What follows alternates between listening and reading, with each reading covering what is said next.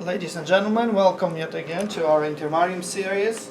We monitor the Intermarium, Ukraine in particular. Our heart goes out to people who brave the cold. Hundreds of thousands on and off have stayed outside, froze. I hate cold, so I really appreciate the dedication. I was really impressed when I found out that even the people, or some people, hundreds of people in Donetsk marched.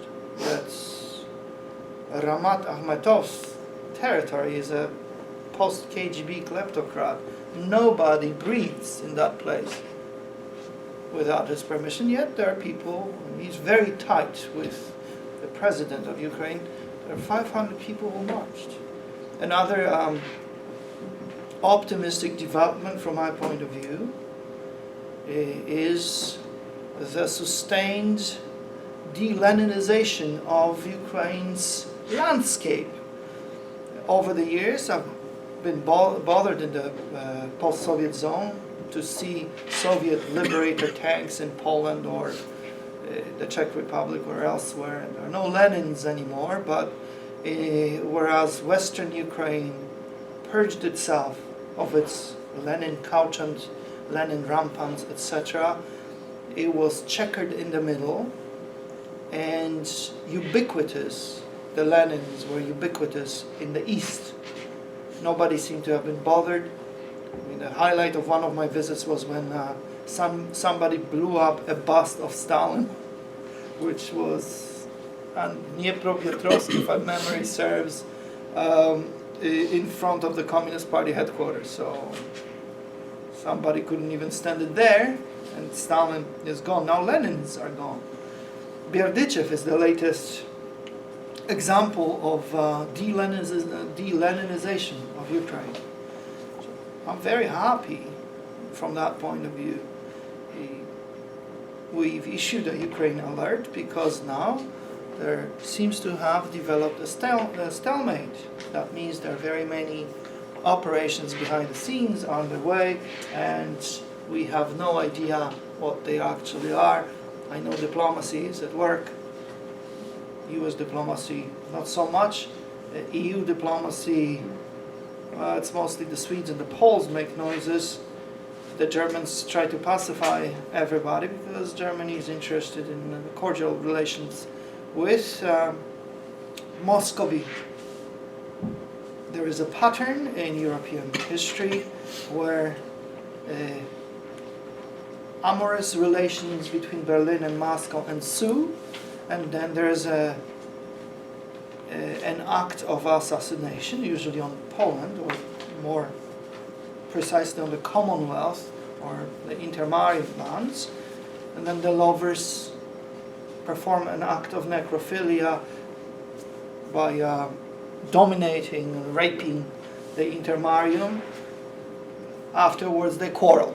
When they quarrel, everyone suffers. And usually the Russians come to Berlin. That is a very sad scenario. It's been reenacted several times since the 18th century. Nobody wants war, or most people don't want war. Most people in power don't want war. I don't think war can be excluded from the arsenal of statecraft. It may happen, but I also don't think that Putin is ready for war yet. He hasn't figured things out. Political warfare, yes. Deception, yes. Economic warfare, yes. But nobody mainstream wants war. The president of Ukraine, Yanukovych, comes from the post-Soviet kleptocratic nomenclatura tradition. He's an industry man.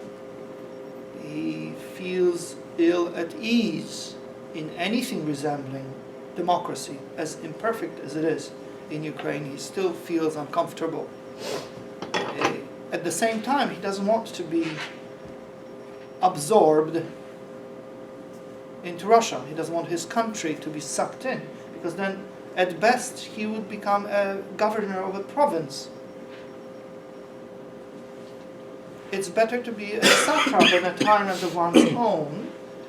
And writing a few years ago, I predicted that he would inch towards the Lukashenko solution, which is more convenient for him, but he would play footsies with Putin, but he wouldn't necessarily surrender his sovereignty. Even Lukashenko didn't. It just doesn't pay. Only if he and his cronies think that their lives are in danger would they proceed with a suicidal move like some magnates of the Commonwealth did in the 18th century and abdicate power to Catherine the Great. The situation is precarious. It would be good for the US to be proactive. I don't think we have Ukraine policy, we just react. This must change. Also, we have to ask ourselves the questions, is this in America's national interest to get involved at all? After all, many argue, look, they're Ukrainian nationalists. Well, I beg your pardon, have you ever seen any American football game or baseball? They're all nationalists. They sing the national anthem. Remember the origin of nationalism called USSR hockey game in 1980? Everybody was hyped up on nationalism. It all depends what kind of nationalism the Ukrainians have for us. Is it Christian nationalism, an inclusive nationalism? And here's an anecdote. One of our professors, Herr Romerstein, had worked with post-Bandera and other people, meaning integral nationalists who had been pagan nationalists. And the wife of one of the closest collaborators of Bandera said to him, you know, we consider you Ukrainian because some of his ancestors were from Odessa. His grandfather was from Mir, which is now in Belarus. And Herb was Jewish, of course. We consider you Ukrainian and honor Ukrainian and Ukrainian anyway. That was after Herb defended the Ukrainian nationalist diaspora in Germany from KGB active measures. There was an operation to besmirch Ukrainian nationalists and assign a mendacious charge to their outfit, a particular charge. And Herb wrote an article. So the Ukrainian nationalists, integral pre-war nationalists, who survived the war and lived in Germany, were grateful, and they said, well, you're a Ukrainian. Herb turned to her, this was not so long ago, he passed away this March, turned to her and said, well, would you have said that during the war? And she said, back then we're all stupid. At any rate, I'm not concerned too much about nationalism in general, but it depends what kind of nationalism it is. Are we going to have continuation of Bandera, and we have been with Svoboda and others, which is integral, exclusive nationalism, and that will be a problem. But it is not unusual, because from Albania to Estonia, human beings have come out of an iceberg and they start making moves as they remember them from back in the pre-war period or wartime period. Everything had been frozen under communist totalitarianism, so they try to reinvent themselves and debunk themselves from the communist system, from communist patterns of propaganda, and the only thing they feel they have is what was in the past. So they emulate it. And at first, they always emulate it in a stupid manner. Look at Poland. Then this passes because things don't work that way anymore as they appear to have worked back in 1937. Anybody who doubts this proposition should only look at Israel. What is the party in power? the Likud. The Likud are Zionist revisionists of Jabotinsky. They used to, before World War II, they used to greet one another with the Roman salute. And they wore uniform, marched, and were rather extreme. Did they change? Yes. They are no longer what they were in 1935. No longer what they were in 1947. Because times change, but the Zionist idea endures in one form or another. Zionism is a form of nationalism, Jewish nationalism. So, if things relax, and remember, Israel is under siege. If it were less under siege or not under siege, then even the Likud would relax much more than it has. Same with Ukraine and other countries in the post-Soviet zone. So we should definitely be vigilant and watch whom we support. It's easy to say we admire the people of Ukraine, the ones who brave the cold, but what about the leadership? I'm very, very wary of not only integral nationalists of Svoboda, who haven't mended their way, or maybe they're mending it slowly, because I remember them from the early 1990s. But I'm also mistrustful of Tymoshenko and her people. I remember her family KGB connections. I remember her first career moves when apparently it is said that her first money was made on pirated DVDs and porn. Not on an industrial scale, she was doing the flea market bit, but okay, but that's whom we have in Ukraine. Or we have post-KGB mafia kleptocrats. As far as leadership, will good people come out? Yes, very slowly. Why? Because young people in all of the post-Soviet zone, that includes Russia, emulate those who are in power. So even if the young are uncorrupted and they want to participate in the political system immediately, they have to acquire the ways of those who control things. They do not emulate them 100%, but they learn from the powers that be. And that slows freedom down. That makes one uneasy. Does it mean we should turn away from the attempts of the Ukrainian people to assert their sovereignty, to win freedom? Absolutely not. Absolutely not. Because the goal is righteous.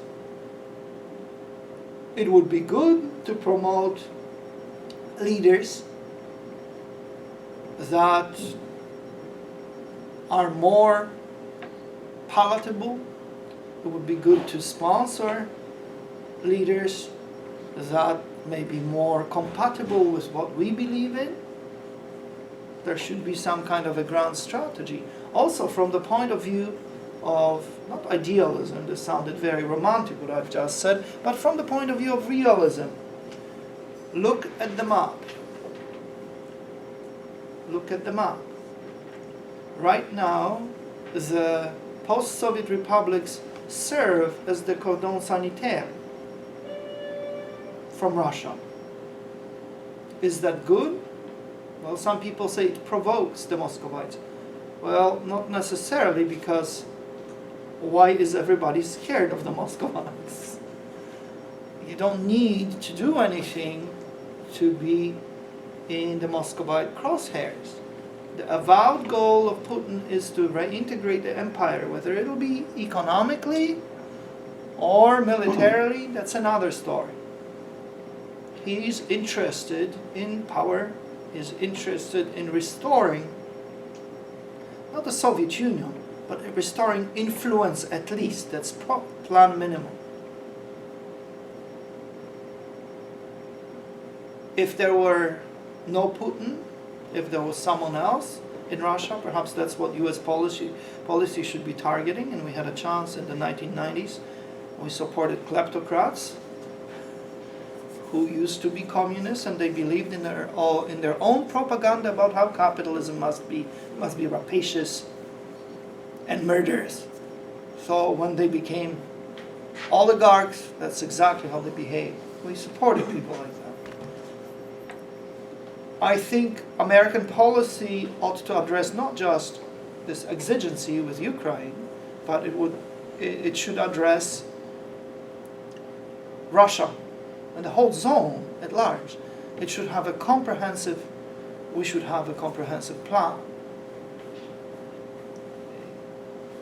The former Warsaw Pact countries and the former Soviet republics are all scared. They fear Russian domination. Why? Because Moscow has proven over and over again for hundreds of years that it's not interested in partnership, it's interested in domination. From my point of view, the best thing for Ukraine would be to trade with both. Because let us look at the West, and Mr. Styrna will cover this much better than me. Let us look to the West. What's coming from the EU? The Poles and other Central and Eastern Europeans thought, well, prosperity. What happened was that the post-communist elites in Poland and elsewhere entered the EU to get rid of their social problems, namely unemployment among the young. So people just moved to England. And the post-communist elite said, see, it's great that we are in the EU. Yes, I'm a great admirer of the Mount Pelerin Society, and its goal was to restore things how they were in 1914. That is, sovereign nation states with open borders, so anybody could go work anywhere and study anywhere, and free trade, and freedom, generally speaking. Unfortunately, the Habsburgs are gone.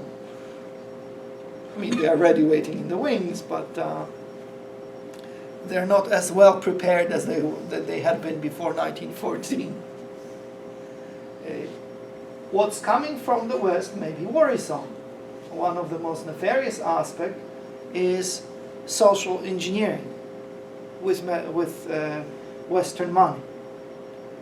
In other words, the Croats, Serbs, Poles, bless you, Slovaks, Gesundheit, whichever one applies, Slovaks, and others have complained that the EU imposes certain cultural standards which would shock the good folks of Alabama as much as if San Francisco moved to Alabama.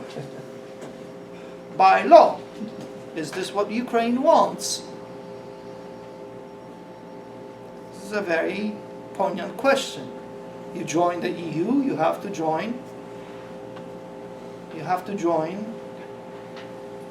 that cultural setup which applies in the EU. And Putin here scores major points, not just in eastern Ukraine, but throughout Ukraine. There are cartoons and unrelenting propaganda charging that the EU means gay power. And they show gay day parades, they show euthanasia in Belgium, which is up by here 6,000%. And they say, is this the civilization which came out of the ancient Hebrews and then became universalized as Christianity? Is this what we want?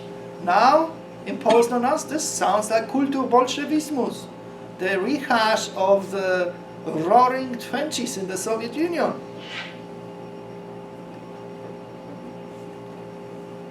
This is very important because Putin milks this for all it is worth and, in my opinion, pretends to be the champion of traditional and conservative values. As Mr. Styrna says, nearly a paleocon. I think he's disingenuous. I don't think he cares one way or another. He cares about power, so he'll use anything to expedite his endurance in power. But he's very shrewd, and he should not be underestimated. At any rate, I'll give you Mr. Styrna. Thank you very much. Okay. Well, thank you very much for that historical and political introduction was very helpful because it provides the backdrop. So that way, I don't have to go into all the historical and political details. So between Scylla and Charybdis, that is the main reason why I decided to write an article spontaneously about events in Ukraine, because it was my view that both options, whether it's integration with Russia and the Eurasian Customs Union, or whether it is integration into the European Union, are imperfect at best. So I wrote an article analyzing and actually emphasizing that there is a third way, so to speak. There's an alternative for Ukraine that would involve preserving independence, that would involve integration with the West writ large, without having to give up sovereignty and without having to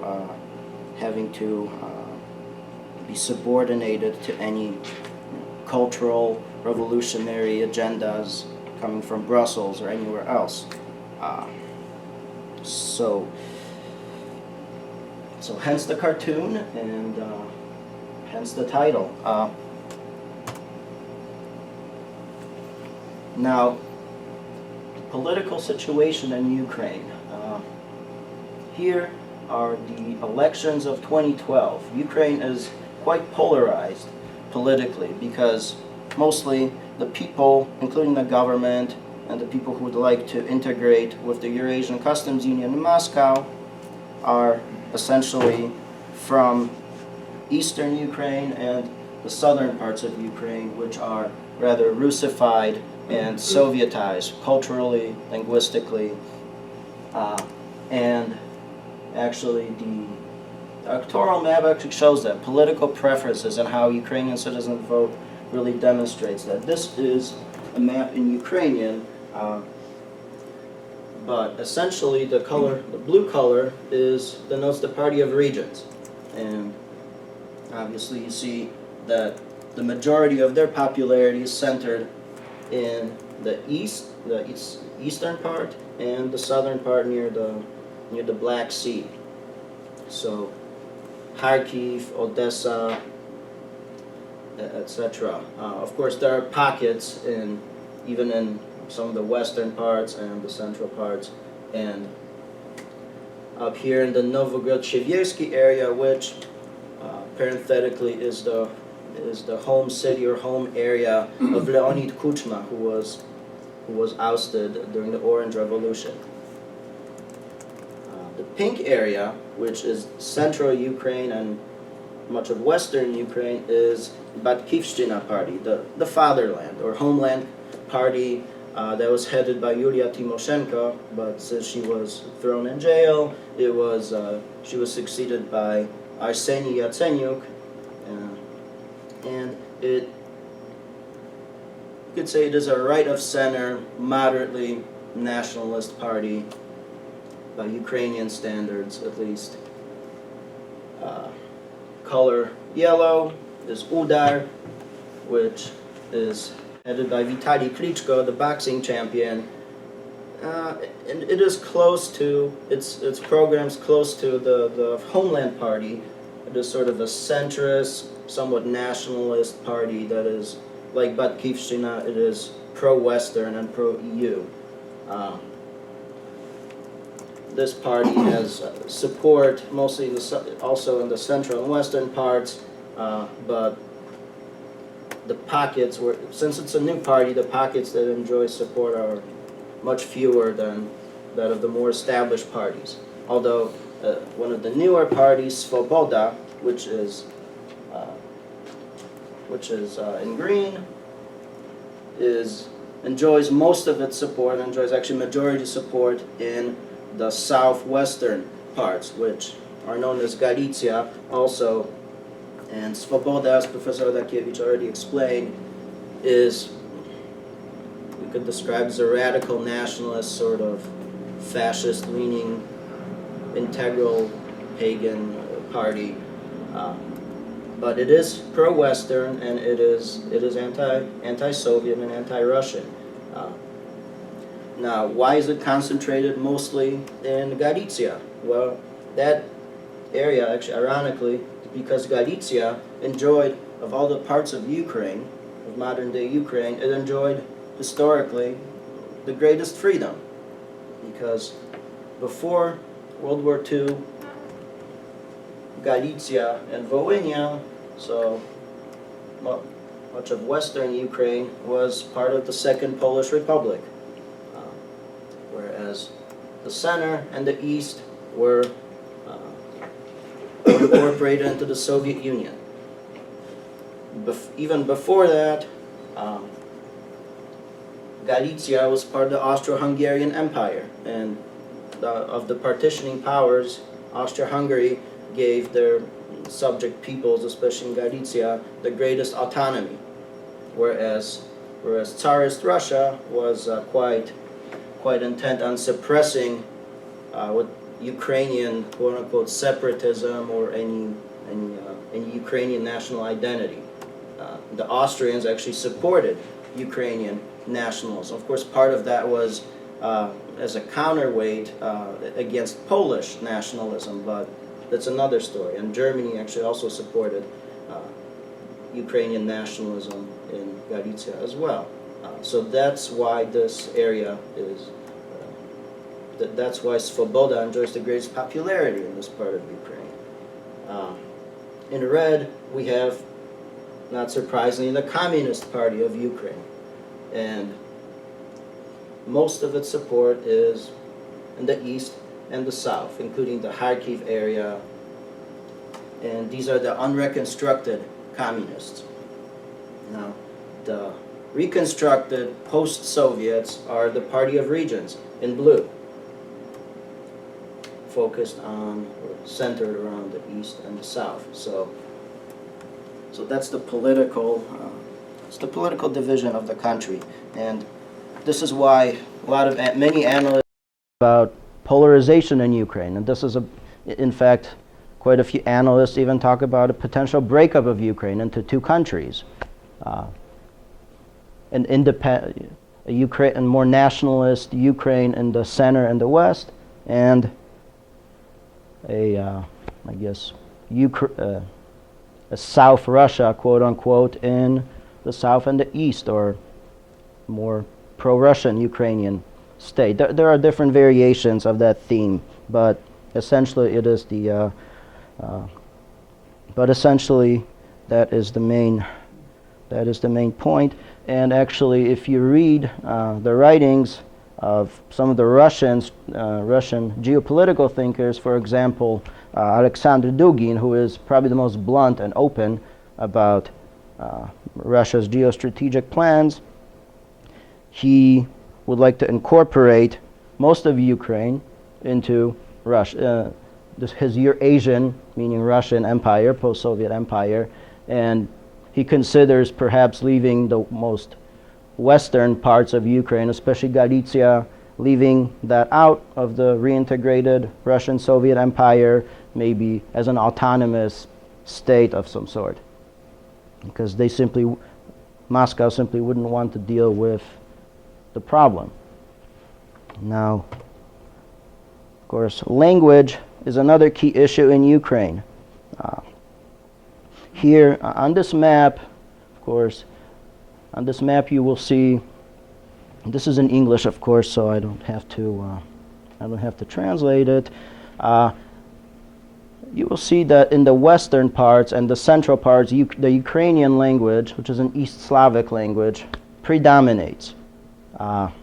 Whereas in the east, especially in the southeast and the south, Russian language predominates, and national identity is linked to language in Ukraine. So following the Orange Revolution, when the regime was more nationalistic and independentist, and I say it in a neutral way, not in a negative way, there was a campaign to Ukrainianize, so to speak, even street names and and manifestations of language in public. So even in the East, when I was in Kharkiv in the summer of 2010, where most of the population speaks Russian, I was wondering why there are only Ukrainian signs, and then I learned that this was government policy, and of course the Russian speakers, who are not always ethnic Russians. Many times we are talking about ethnic Ukrainians who were simply Sovietized and Russified, and they prefer to speak Russian. Much like I don't even want to compare them to immigrants in this country who prefer to speak English, but that's actually a bad comparison. But in any case, you see the correlation here between political and ideological preferences and language and culture.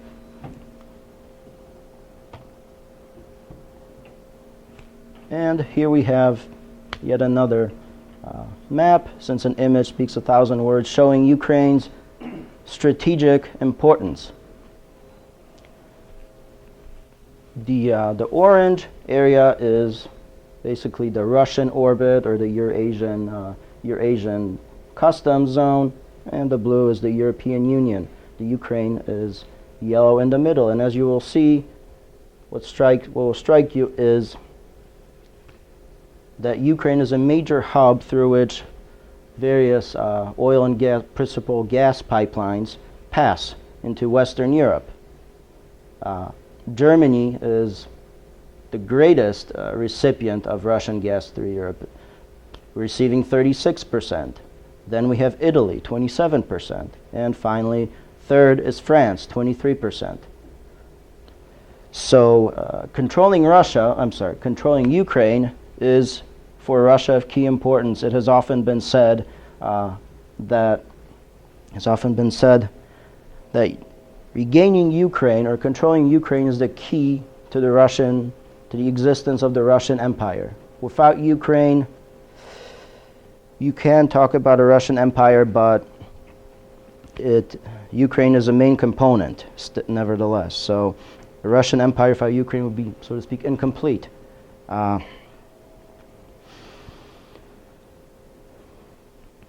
If you cut Ukraine out, then you'd sit there and minimize the cash flows defined as selling natural gas to Europe from Russia, and thereby it wouldn't fund all Russia's kind of like aspirations to rise in relative power. Well, Russia would find a way to circumvent it, but nevertheless, it's a major avenue. But I mean, Ukraine has over 40 million people, I believe 45 million or so. If anyone knows a more exact figure, please correct me. Russia has 145, I believe, and they have a huge demographic crisis. So, in my view, and also some of the Stratfor analysts, Putin is attempting to piece back, regain as much of the Russo-Soviet empire as he can, while Russia still enjoys this advantage in terms of weapons. Its weapons might... Putin is afraid that these weapons will become obsolete as time goes by. He believes that time plays to Russia's disadvantage, and also that Russia's population will continue to decline. He's doing what he can to reverse that trend, because obviously babies are future soldiers. But nevertheless, he knows, unlike the Chinese, who are convinced that time is playing to their advantage, Putin believes the exact opposite. So he is attempting to reincorporate the former near abroad and the former satellites and former Soviet republics as quickly as he can. And he has been rather moderately successful since 2010, especially since the Smolensk plane crash in April 2010, where Poland's president and much of the pro-Western military and political leadership was killed in very suspicious circumstances. Quite a few people will argue, not without merit, that this was likely an assassination, a typical KGB assassination. Well, we don't have a smoking gun for that, but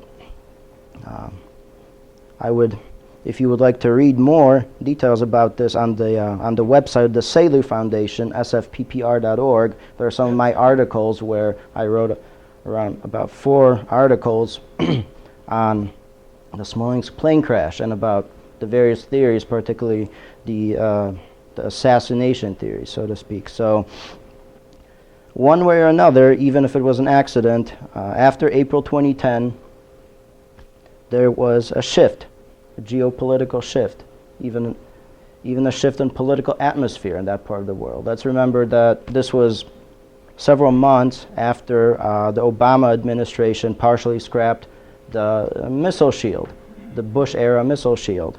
That was September 17, 2009. That was the 70th anniversary, actually, of the Soviet Union's invasion of Poland in collusion with Hitler. So that shows how insensitive the bureaucrats are on Capitol Hill and in the State Department, or how little history they know. And in that case, that's scary.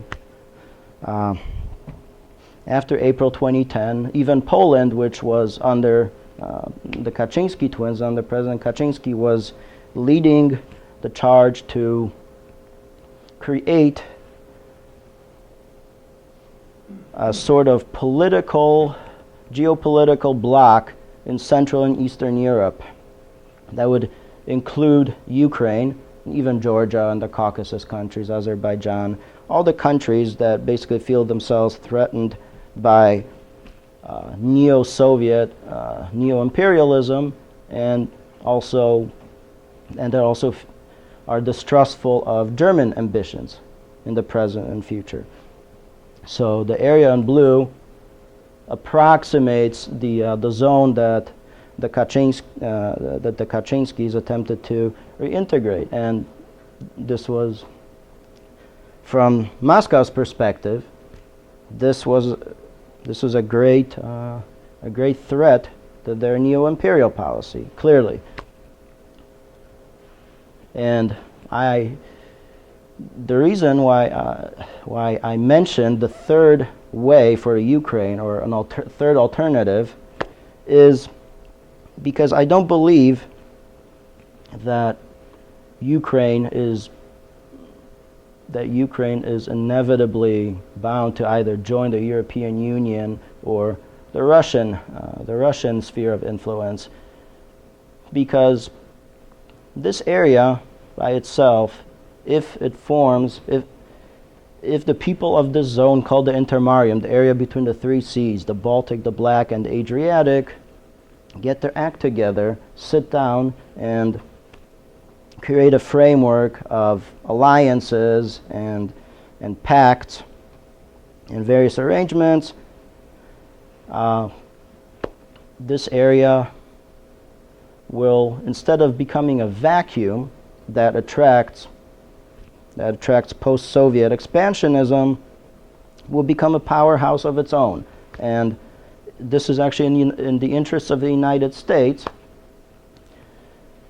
to help this process along and to actually encourage it, because this is a very pro-American part of Europe. And if we look at it from the point of view of the balance of power, it balances out and actually checks Russian expansionism to the west, and also it partly checks also the anti-American tendencies and the Euro-federalist tendencies in Western Europe and the European Union. So it is both a win-win for both sides. There's a huge advantage, obviously existential advantage, for all the countries in such a grouping, because it would preserve their independence. And as far as the United States goes, well, it's a major asset in the strategic part of the world. Please remember that both world wars started in this part of the world, so in the Intermarium zone.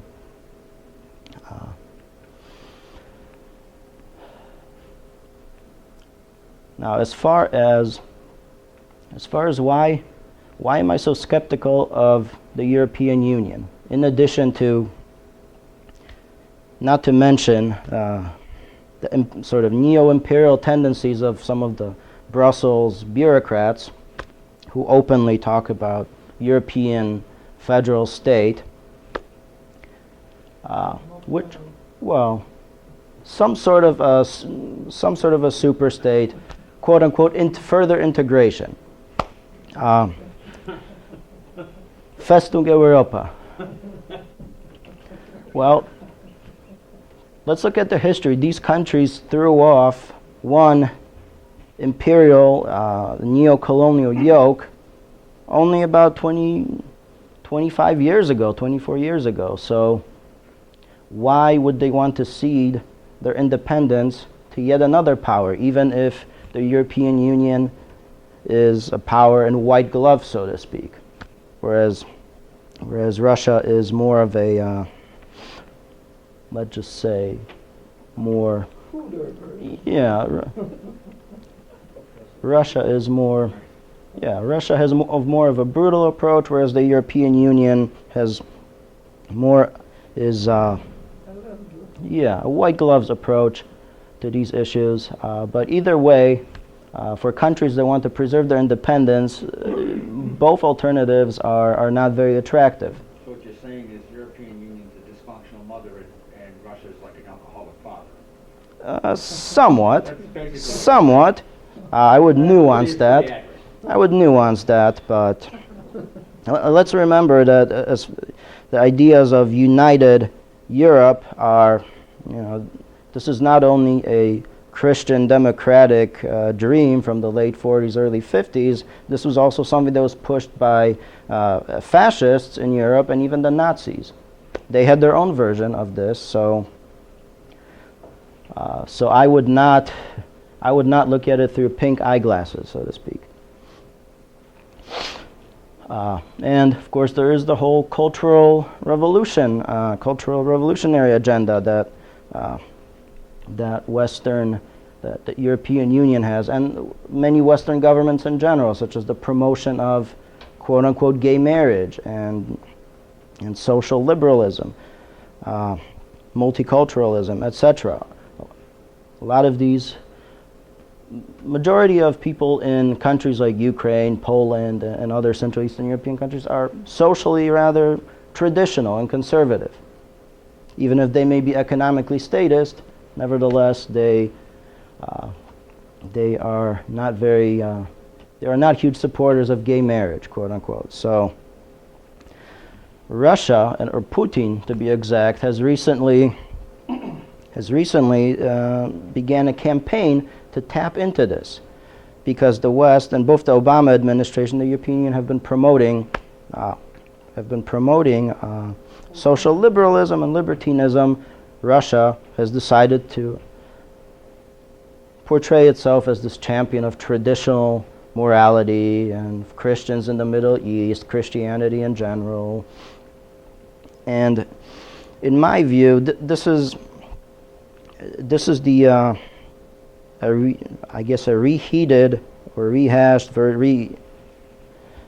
transformed version of the old communist propaganda paradigm, which was us virtuous communists versus the decadent, rotten, immoral West. You fill in the blank, but there were many invectives that were hurled at the West, and right now Putin and the post-Soviet leadership still speak about the rotten, decadent West, except without the capitalist exploitation. But so this is something that Western governments, especially our government, should pay attention to, because we are quote unquote turning off many people in not only in this part of the world that would be our natural allies, or at least neutral, by promoting the Cultural Revolution, because most people in the world are socially conservative. And this also applies to the Middle East, where not to defend the radical Islamists and jihadists, but the West or Western culture is often linked with things such as pornography and the gay agenda and other aspects of libertinism. And and people in the Middle East and other parts of the world are terrified of this. So it is very, we are basically undermining ourselves as the West and as the United States by pursuing these ideological agendas which do nothing for us as a country and our interests, but only undermine us.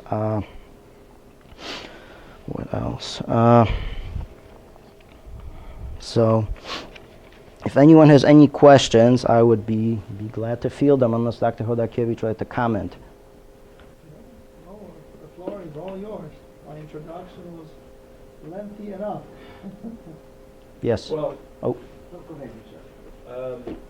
I guess the thing that I see here is looking at both of your graphs up there. Yeah. The Intermarium part is going to have a difficult time establishing something that is its own trade and association, I guess. Yeah. Just because those two pressures from both sides are going to do everything that they can to restrict that, don't you? Oh, I agree with that, and there are so many factors that work against it. But here's the thing: the key factor is the United States. If the United States supports it, supports this project, then those promoting that project in Poland and Ukraine and Hungary and the Czech Republic and Romania, etc., will have some sort of inspiration, or they will feel that the United States backs them, and that will encourage them. If they feel that they are alone, well, that sort of weakens their resolve. Although I still believe that those countries should form an Intermarium pact or confederation, even if the United States doesn't support them, because they should. That's the best way to defend their interests and their existence. In a way, there are pre-existing patterns. And I'm not only talking about historical memories of the Commonwealth or even autarkic system of the Soviet Union, but currently a large chunk of the Intermarium is a part of the EU. So they already have free trade. There is informal trade. For instance, if you go to Latvia on the weekend, the Latvians go to Belarus to tank up their cars because gasoline is much cheaper. There is a lot of smuggling, a lot of cross-border exchange that the authorities on both sides frown on, but they don't stop it. In fact, the best thing for the EU to do would be to open its borders. So the Ukrainians, Belarusians, and others can go back and forth. Yeah, the EU doesn't like it at all. And it was... and also it was a big problem from the outset. Once the part of the post-Soviet zone, the Warsaw Pact countries joined the EU, it severed connections, especially local connections, to the neighbors to the east. That is a big problem. There are various trade agreements and various opportunities locally to overcome EU regulations, and it is indeed the case. It's happening. I don't think the best option for the Intermarium would be to force onto itself some kind of a united autarkic trading bloc. Instead, free trade, a special economic status like Morocco has with the United States. Why not Ukraine? Why Morocco? What's going on? You see, so it's not so difficult to imagine, not so really difficult to implement. Of course, there would be problems because much of the east in Ukraine is based on Soviet-style industries that are really, for the most part, outdated and superfluous. The oligarchic interested control, post-Soviet industrial and energy enterprises do not want to change. So yes, there would be huge problems, but if your philosophical approach is not inimical to freedom, then things can work out. But first, the Ukrainians and others must be sure, must be certain in their freedom, security, and independence. Then even the nationalists will relax. If there is always a threat, then the Ukrainian nationalists, especially the grassroots, tend to treat Moscow's posturing and threats with the same vehemence as they do the attempts of my family to fix up my step-grandfather's grave. He was killed by the NKVD in Lviv in 1946. He was a professor at the Jan Kazimierz University. And some Ukrainian nationalists feel that this is Polish imperialism, which is paranoid. My foster mom comes from California, tries to fix up the grave. They should relax, but they won't relax until Ukraine is not safe. And this is very simple. So until the United States steps in and provides some leadership, not allow the Intermarium to be rudderless as it has been, we will see a lot of commotion, half-baked solutions, and back and forth in the intermarium between the forces of post-communism and those who would like to emancipate themselves from post-communism. That's how it is. Because the post-communists have little interest in any sort of intermarium framework, which is why these countries have to decommunize. Because the post-communists care mainly about their oligarchy. They care about their group, about their power, about money. They don't care about independence or the prosperity of their people. So first these countries have to decommunize. Also,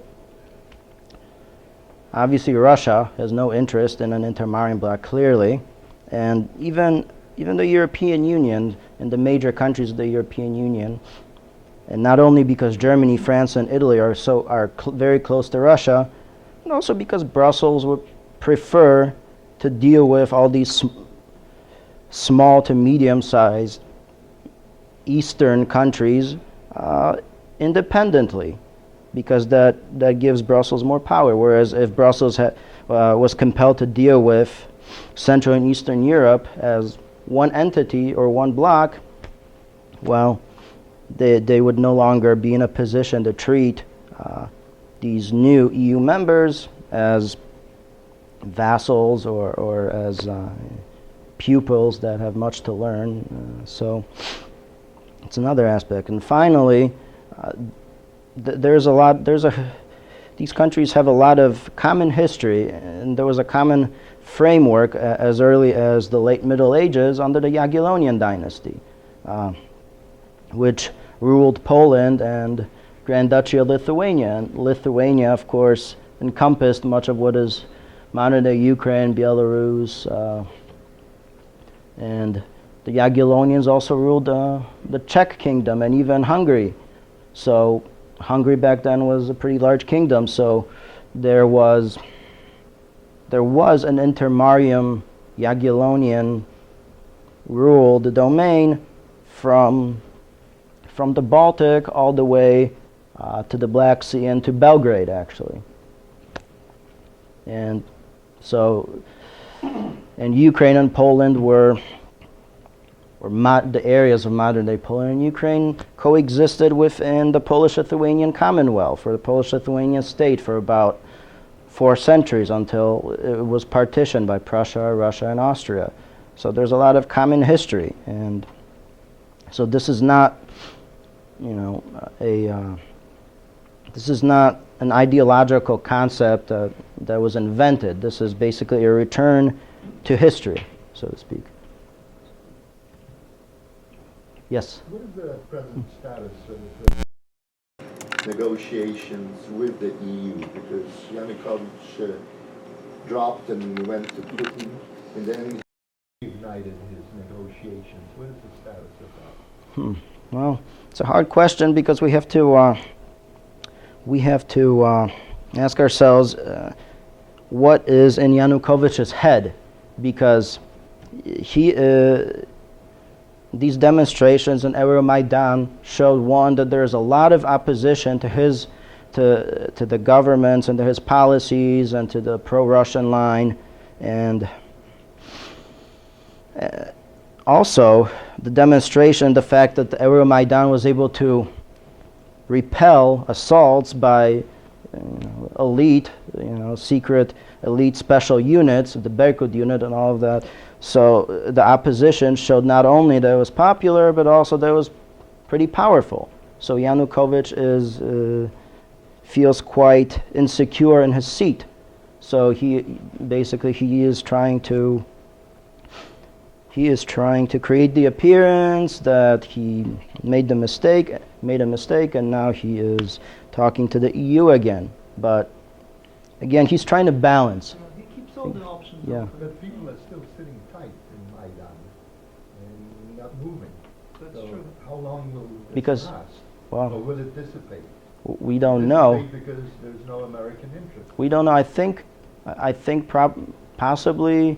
Well, Kerry did say that what was happening at the Maidan, as far as Yanukovych's attempt to crush the protests, Kerry did issue a statement saying it was disgusting, but otherwise, you see McCain and we had several political leaders who came out in support of Euromaidan, but otherwise, it's possible, I think, that Yanukovych is just playing for time, hoping that these people will, eventually get tired, they'll want to go home, and they'll disband. So I guess he's hoping to wear them out with time. And I also think that the camp hasn't disbanded because they don't believe Yanukovych. Do they have any reason to believe him, that he suddenly had a change of heart? I'm skeptical, and I'm sure they are even more skeptical. So I'm not sure he can convince them, and this is a nucleus of potential nucleus of another Orange Revolution, which is a likely scenario. I'm not saying this is. I'm not 100% certain that there will be another Orange Revolution, but there is so much material for it. So I hope that answers your question. Yes. Mine's kind of I'll let you go first. Uh-oh. Oh, okay. Can you speculate on your thoughts on the Middle East as far as Russia is concerned? Yeah. Back in, I guess, a month ago, 2 months ago, when they were, the United States and Russia were talking about possible use of force in Syria, Yeah. and Russia, according to major newspapers, I guess, Russia won. What's your thought on that? And then, as far as the geopolitical long-term strategic, paradigms for Russia, as far as its foreign policy is concerned in the Middle East, would it be confrontational, or would it yield more cooperation as it happens? Well, Russia defines itself as anti-America, basically. So, especially under Putin, the essence hasn't changed since the Cold War. So, laughing at Mitt Romney or whoever that they think the Cold War is still transpiring is not very smart, because in the minds of Putin and the Chekists, it still is. Putin is still fighting the Cold War, a continuation of the Cold War. That's my view. So the Soviet Union attempted to use the Middle East as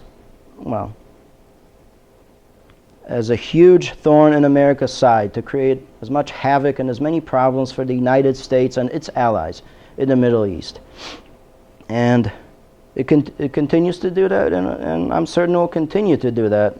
Why would they support the Islamist regime occupying Iran? Because it's anti-American. So, and it creates problems for the United States. So that's Moscow's main approach, and I really don't see it changing. Possibly, I think that probably what Russia is sending a subtle message, I think, to the United States of a possible quid pro quo. Russia would like probably the United States to accept a greater Russian domination in Central and Eastern Europe. And Obama has already somewhat given them a free hand, but it's not a completely free hand yet. And I think post-Soviet Russia may be prepared to abandon some of its allies, and rogue states in the Middle East, if America is willing to cede ground in Central and Eastern Europe, because Central and Eastern Europe and the Caucasus are the number one priority for Putin. But of course, Putin will try to cede as little to gain as much as he can, obviously. As far as Syria, well, I'm not an expert on Syria, and I see it as, as a Gordian knot. There really is no good solution to it. All I can say, it reminds me sort of the Nazi versus Soviet, battle, or some sort of a gang war between the Crips and the Bloods, because neither side is angelic. On the one side you have Sunni jihadists who are increasingly more assertive within the anti-Assad coalition. Then you have the Assad regime, which is sort of an Arab national socialist, a Kemalist regime that's supported by Iran and Russia. But that also has the Hezbollah on its side, which is the Shia equivalent of the Sunni jihadists. So, You're saying Hezbollah is on the anti-Assad side? No, it's on the Assad side. Okay, I was like, It's a sectarian war, Sunni versus Shia, and what would be the solution? Alawites are not exactly Shia. Well, but they're allied with the Shia. Yes. So They were declared to be Muslims by Nasrallah, right? they're an offshoot of Shiism, so to speak, but it's Convenient. but anyway, I wish I had a solution. I don't think a solution is to get. I don't think we should insert troops, because we're already overstretched as the United States. We've spent billions and billions and billions on our involvement in Afghanistan and Iraq and the Middle East, and what have we achieved? I don't think our achievements, what we've gained, is commensurate with what we've spent on it. The resources and the troops. We have to find a smart, economically effective way to diffuse the Syrian problem, but cut the head off the chicken and drain the swamp. You don't decapitate, you kill the Assad regime and its allies, as well as its ally in Iran, and then you destroy and target the undesirable elements on the anti-Assad side, such as al-Nusra and all those other lunatics. The only thing is that kind of massive airstrike, there's no national will to initiate that kind of campaign. Right? Well, it's, I would prefer something more, covert, subtle, and We don't have the human intel assets to wage that kind of campaign. We're still trying to push to get to pre-church level hearing levels of human intelligence. Actually, we don't have the will. I already talked about national will. Yeah, that's the other That's part. a different. perhaps. And we have the media that like to be kumbaya. Right. I don't have a solution to Syria, but I don't think getting involved on a massive scale and spending lots of resources on it is the way to go. There is a conference at Ginza. I think that's a better place to,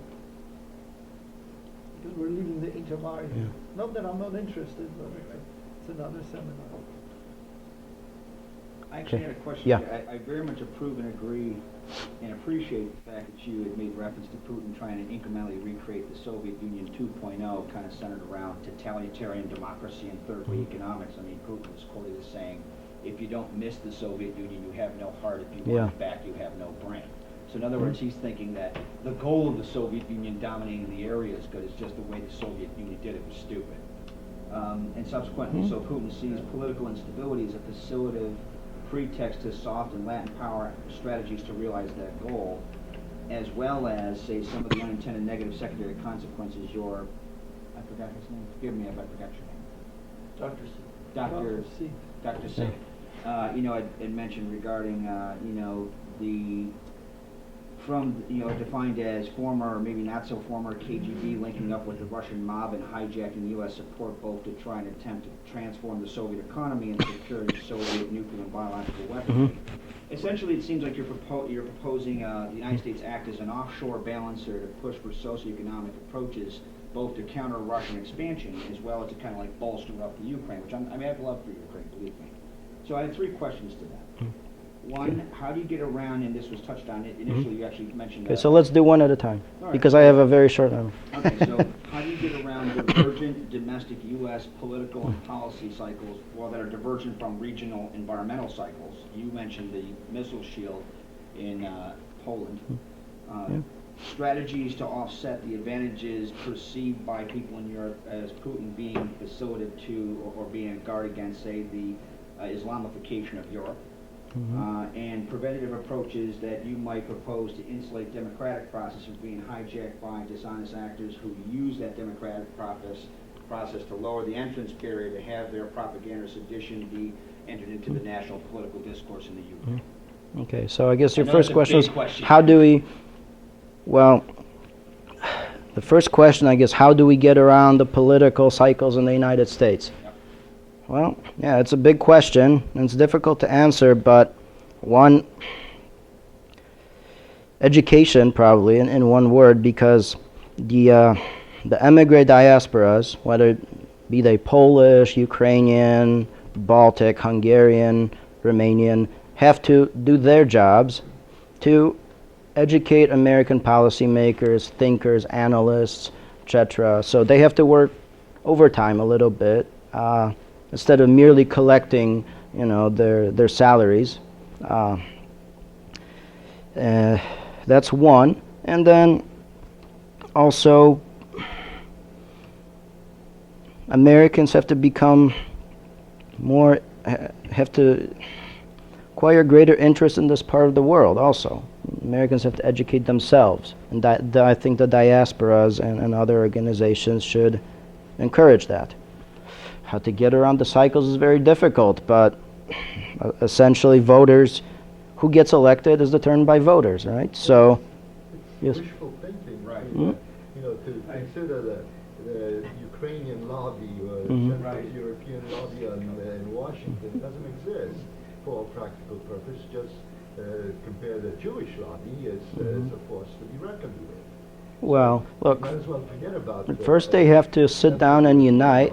They have to create some sort of a framework for cooperation. If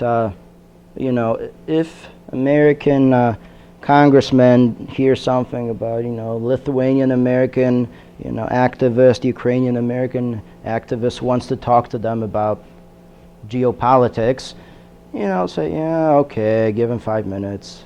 And then let's move back to, Obamacare, whatever issue that we're working on. So there has to be a framework for cooperation where the strategies of these diasporas are integrated, so that the diasporas are not, and even the organizations within each diaspora are not pursuing their own, they're not pursuing their own separate agendas. That's one. You could call that wishful thinking, but I call it having a, we have to have some sort of a vision. There are, I wouldn't say that there are no diaspora organizations that can do this. It just, I think that they're a little bit passive. So, the thing about this is there is no, in the United States, there's no state of fear in this area. That there is any sort of threat in this area, it's, as Dr. C said before, this is kumbaya. We got the Cold War. yeah. We're dealing with, the countries in the Intermarium, and we're all good. So why should we pay attention to the area? It doesn't matter that all but 2 of these countries supported us in Afghanistan and sent troops to Afghanistan. Those things that I'm concerned about are going to be left behind and said, yeah, thanks for your support, but right now we're pivoting to Asia right now without any sort of concern with what's going on in that area. As a not an existential problem. And yet, the problem is if it's kind of the chicken and the egg thing here. If they don't organize and come up with you know some real concepts of issues in the area, they're not going to get any attention. Yet, if we over here in the West continue to say that everything is good over there, they're not going to. They may not organize. Yeah, but sometimes this goal of educating voters and politicians, it starts with having conversations with people. You know, your colleagues in the army, for example. You know, or If I may, we will not ever overcome the dilemma of electoral psychosis so long as we keep democracy. This is a constitutional republic, so we're stuck with this. What we can do instead is make our point of view visible. One of the reasons why I've written a book about Intermarium was because nobody had ever heard about that. It's just a concept that doesn't exist. If you don't present Ukraine, and Ukraine is just some land at the edge that nobody hears about. It's Mauritania. But if we have meetings, more people will come. I hear from our internet whizzes that people look at what we record, amazingly enough, and even read some of the things we have to share. And it has to begin somewhere. Sure. I want you to, you won't remember, I'm 1,000 years old, but you're a youngling. 45. So in the late 1940s, early 50s, for the most part, nobody, or hardly anybody in the Jewish community wanted to remember or talk about the Holocaust. For a variety of reasons. It was traumatic, people wanted to forget. They wanted not to be treated separately, they wanted to be part of the body politics. So why should they single themselves out? That's what the Nazis had done to them. One of the people I admire, he's dead now, Professor Raoul Hilberg. I learned his method of verifying and checking and cross-checking. He was a GI in Europe, and after the war, he stayed after the war in Europe and looked at documents. He acquired a lot of them, and when he returned to the U.S., went to school, to my alma mater, Columbia, and he told his advisor, dissertation advisor, that he wanted to write first ever book about the extermination of the European Jewry. His advisor said, "What are you going to write about some Jews? It's a kiss of death." It took him 10 years to publish his dissertation. It was only published because a Jewish philanthropist shelled out money and bought, I think, 3,000 copies from an obscure publishing house. Nobody wanted to hear about anything like this. We just kind of touched on some of the challenges I'm thinking of. I hear you about sitting there and organizing, to push your interests. That's all I can do. Well, in tactical political endeavors to kind of get policymakers to come more on board. The point is, education takes 50 years. Yeah. Americans are like unbelievably lazy intellectually. I hate saying that. That's true. I mean, on top of that, you have hijacked American cultural mores that are against your very efforts. I mean, when the president of Poland and the majority of the Polish government was almost assuredly killed by the Russians, that day, the president of the SDS at Syracuse was wearing a hammer and sickle on his shirt. I mean, he didn't even care. How do you get them to care? Right? How are you going to get them to buy in? I love what you're saying. I'm like, right? I mean, for example, what happened when the Ukrainian president was poisoned and had his face disfigured? You've seen a couple of protests. Did you see anything after that materialize? Not He's that I alive, saw. isn't he? And it's I mean, thanks to the United States of America. I would say no thanks to the State Department, but You're right. thanks to the United States of America. He's alive. Right, I'm just saying, did that translate though into sustained political effort to kind of bring this issue on board? I appreciate your concerns, but I think they are misplaced because you cannot keep the people mobilized all the time. Right. They have kids, they have beer, they have Monday night football. You have to start somewhere. You always start small. It's you set up groups that care. That's community organizing 101. There's a guy in the White House who can teach us a few things about it. And then it develops in concentric circles, because first you start with, you educate one person, and then that person talks to yet another person, and you have two people that are now aware, etc., and it spreads. It seems like that'll take 100 years to get that to work. Well, we have the 100 internet. years before this becomes a crisis? I'm pretty sure the answer is We no. have the internet, and it has to be done. Someone has to do it, because if you allow yourself to be paralyzed by the sheer magnitude of the task, then you'll never achieve anything. Look, some of the most successful people in life and business and politics, had their vision, and they didn't allow that vision to, discourage them. They allowed the vision to drive them, and that's the whole key. Yes. How is the Polish effort by Sikorski and the president of Poland and so on being received? Up front and trying to defend the Ukrainian effort and so on. How is that received in the Ukraine itself? Well, look, Sikorski at first. First, let's start with Kaczynski. Jarosław Kaczynski, who was the surviving twin of the former president, since he is a Piłsudskiite, he flew to Kiev and to demonstrate there with Ukrainian leaders, because in I wouldn't call him an EU enthusiast, because he's quite skeptical of the EU, but he and others in the region I guess they see the EU as a tool to be used to tear Ukraine out of the Russian sphere and to secure its independence, and then we'll see what happens. And then we have to fight for more rights, more sovereignty within the EU. I think that's his approach. There are problems with that, and there are advantages. Now, from what I have read, he was greeted pretty warmly by the crowds. The Ukrainians, when they saw Kaczynski, they were shouting, "Long live Poland," etc. So I think, from the PR perspective, I think Poland, or at least Kaczynski and his people, scored points among that demographic, the Ukrainian pro-Western demographic.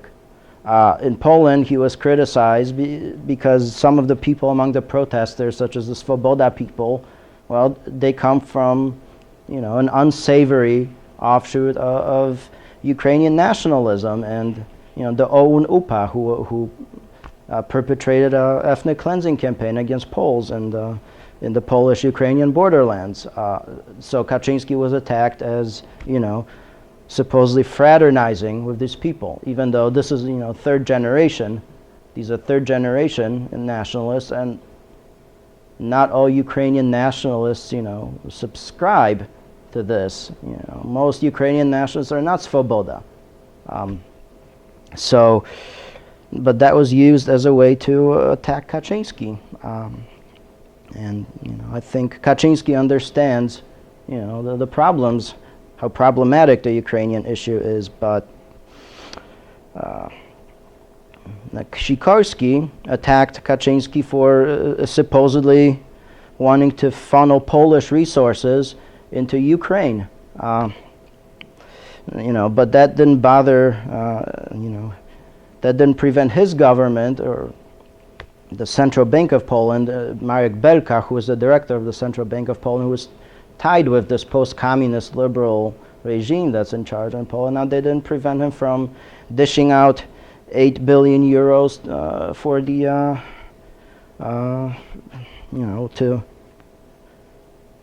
for the fund to combat the Eurozone crisis. So I guess it's fine to dump money into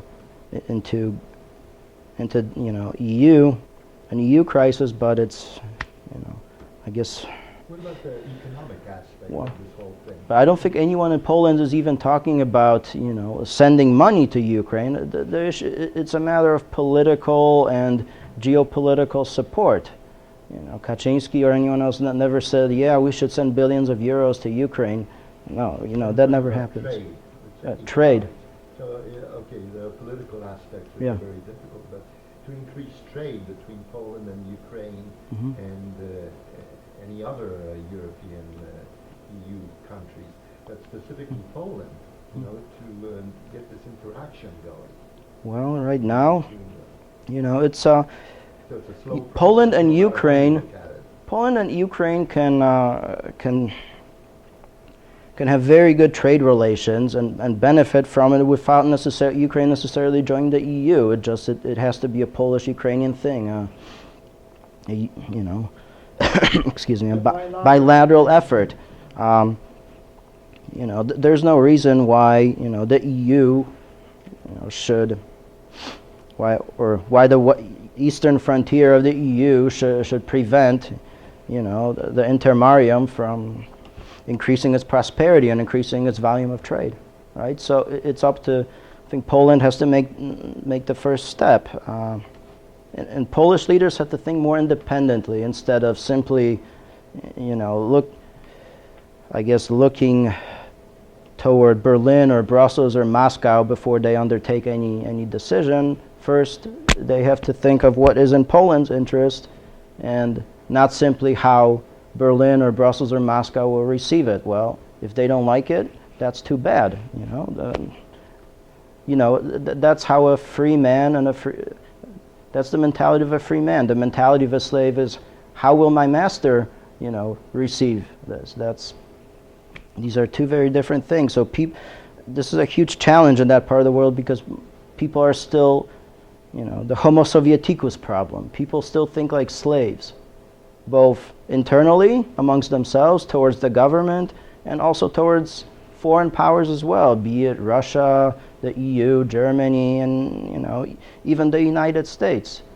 For example, the Polish government in 2003, which was a post-communist government actually, decided to support Bush's effort in Iraq, but Poland never got anything out of it. So even towards these people, for 50 years, they fought against the United States, and suddenly they didn't even bother to, secure any Polish interest or get any quid pro quo out of it.